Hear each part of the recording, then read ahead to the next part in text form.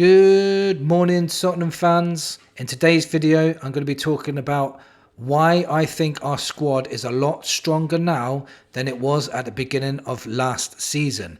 I'm going to talk about the circumstances of last season. I'm going to talk about the injuries. I'm going to talk about Thomas Frank. I'm going to talk about the style of play we played last season. I'm going to talk about the new players that are coming in, about the signings that we could possibly make to make this happen.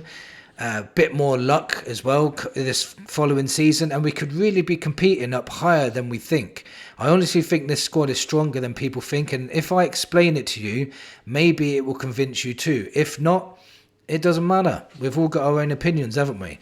If you're new here, please hit that subscribe button. I'm really growing now as a channel, and it's thanks to you guys. Hit that like button. It gets me seen to more people, and we can have lots of conversations in the comments about today's video. Now, let me get into it. Let me tell you why I think this squad is a lot stronger than we think. So let's look at the players first. At the beginning of compared to the beginning of last season, what players have we got in since? So we got Kingsley in. Now we didn't have I'd say Forster he wasn't a very good replacement for Vicario. The level massively dropped. He was very, very poor with his feet, so playing out the back was almost impossible with Forster, and I think he cost us points, and he cost us, it just cost us goals. And with Kingsley coming in, I think he's a level above Forster, and now he'll be starting at the start of the season. Then we got Jack Danso in January, so he wasn't here at the start of last season. So he's a solid defender, came in and hit the ground running. Very good defender in my opinion. He wasn't here at the start of last season either. We've signed Kota Takai. Kota Takai is a Japanese international, 6'4", good at playing right centre back and left centre back, so he could be someone that could cover Van de Ven if he gets injured. Let's not pretend we all know he's a good player, but let's not pretend that Japanese internationals are poor players. Just because we bought him for 5 million doesn't mean he's going to be bad. He could be good, he could be bad. We don't know yet, but it's another central defender we didn't have last season. Matisse Tell, he came in also in January. We didn't have him as cover, and Sonny had to play game after game after game, and it completely burnt him out. Tell would have been ideal to come in and cover for him. We've signed Mohamed Kudus now, and I think he's going to be an exceptional signing for us. Something different that we didn't have last season. We had Brennan Johnson scoring a lot of goals. He did that very, very well, but when it came to taking on players and making an impact in the game, he just couldn't do it. But Kudos will give us that, and that's something we didn't have at the start of last season either. Morgan Gibbs-White has not been signed yet, but if we can get him over the line, that's another number 10 that's got strength, power and pace that we didn't have with Maddison. And then obviously Kulusevski had to play 2 games a week when Maddison got injured. Ideal cover, Morgan Gibbs-White, Kudos and Maddison. So already the number 10 area is a lot stronger. Then to add to that, Vuskovic. I know a lot of people saying he's only 18, he's not going to get much game time, but right, just watching him against Reading alone, would you rather have Vuskovic playing at centre-back or Archie Gray? I can already answer you, I'd rather have Vuskovic. Every time we got a corner, I thought we were going to score. And every time the opposition had a corner, I thought Vuskovic was going to clear it. So, and if you add to that, because he's 6'4", and if you add to that Kota Takai 6'4" as well, we're all of a sudden are a set piece threat. So Vuskovic is going to be an asset for us too. So that's 6 players already that we didn't have at the start of last season to strengthen our squad. Now, to add to that, Spence at the beginning of last season wasn't getting picked. He got dropped for the Europa League squad. So he wasn't getting game time. But then when he came in, he was exceptional. He was one of our best players. He was one of the first players on the team sheet. So Spence wasn't a starter at the beginning of last season, and he wasn't even an option. Now he's an option. So that's added to the squad depth, in my opinion. And it's good squad depth as well.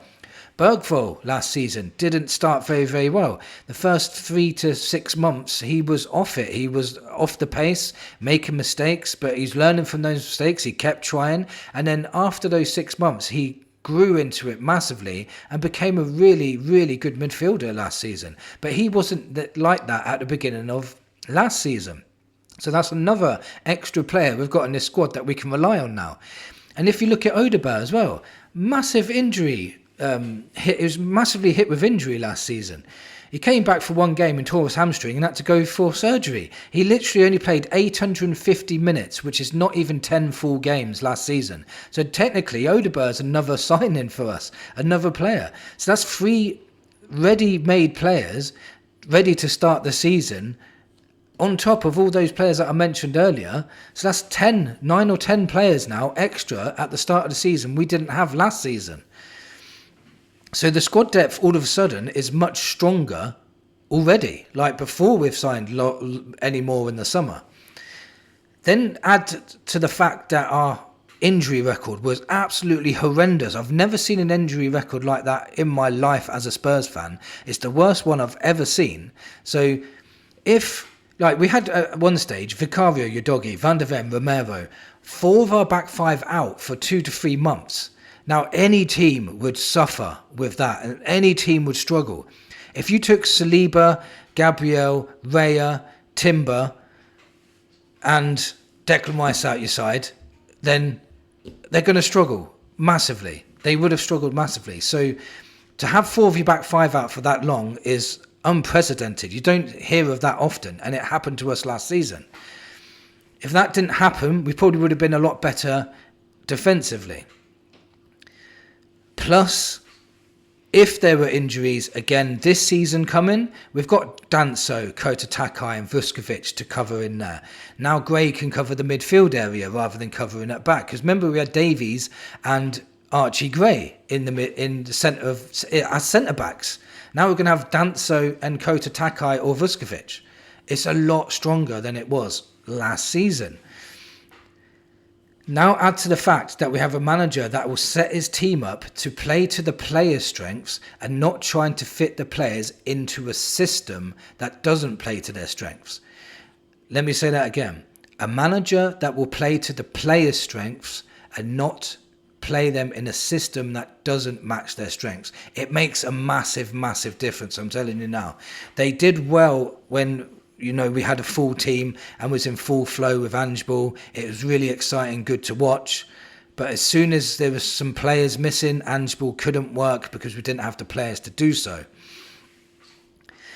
Add to the fact that Frank also is got a massive track record of improving players and making players better. And so players that we've got that we at the moment don't think that are at that level yet. What if he turns these players better? Like, what if Archie Gray shines this season like Lucas Bergvall did last season? What if Matisse Tell, because he's very good at improving young attacking players, what if Matisse Tell explodes this season and becomes a good goal scorer? What if Papa Sarr, he's a example of a Thomas Frank player, lots of energy, high work rate, good at intercepting the ball. That's the kind of Thomas Frank player that he likes. So Papa Sarr could come into his own this season. So that's 3 more that could make us even stronger next season. Do we need more? Well, we need to get Morgan Gibbs-White over the line, most definitely. He would add massive depth to us as well in midfield. We do need to sign a DM, in my opinion. So if we signed Paulinho, because there's lots of talks of that now from Bayern Munich, we can get him for 20 to 30 million. And we need cover at left back for Udogie. So Spence doesn't cover both sides. Spence is just covering Porro. That would be ideal for us. Unless Van de Ven is covering Udogie, or vice versa, Udogie's covering Van de Ven, and we're playing Kota Takai and Danso in the middle with Romero. That could happen too. Then, if all of that comes together, we have a serious chance of competing for the top 4. I honestly believe it. We have a serious chance. If we can, just let's be clear though, just so I don't get clipped on this, we need to have a lot more luck with injuries. Players need to improve under Frank, the ones that we don't think are at that level yet. New players need to take us up a level, like Kudos and Morgan Gibbs-White, maybe Paulinho. And a DM and a left back need to sign, and Morgan Gibbs White need to get over the line. If this can happen, there is no reason why we can't compete for a top 4 place, maybe finish 5th. And the reason why I'm saying maybe finish 5th is because Liverpool have massively improved. City have massively improved. Chelsea have massively improved. Arsenal, I don't think, have massively improved, but they were levels above us last season. And it's going to take a little while to catch them up, but we can. So I think we're just behind them 4. I'm not saying it's impossible to catch the likes of Arsenal and Chelsea. I would say it's a step too far to catch City and Liverpool at the moment. But I'm still weary about Newcastle. I think Newcastle are a solid outfit. I really do. I think they're going to be competing for top 4 again. Villa could be up there again next season. But other than that, I honestly believe we could be in that top 5 challenging for top 4 this season. And I also think there's no reason why we can't go for an FA Cup or a League Cup. We can do all right in the Champions League, but we're not going to win that. I don't believe we'll win the Premier League at all. But I do honestly believe a cup win and finishing 5th would be honestly a very, very good season for us. Even if we ended up finishing 6th and we ended up in Europa League, that means next season we can go and try and win that again. And the team will be even stronger. So I honestly believe good times are coming to Spurs. Our squad is a lot stronger than people think. I think there's players in there that will come out and surprise us this season as well.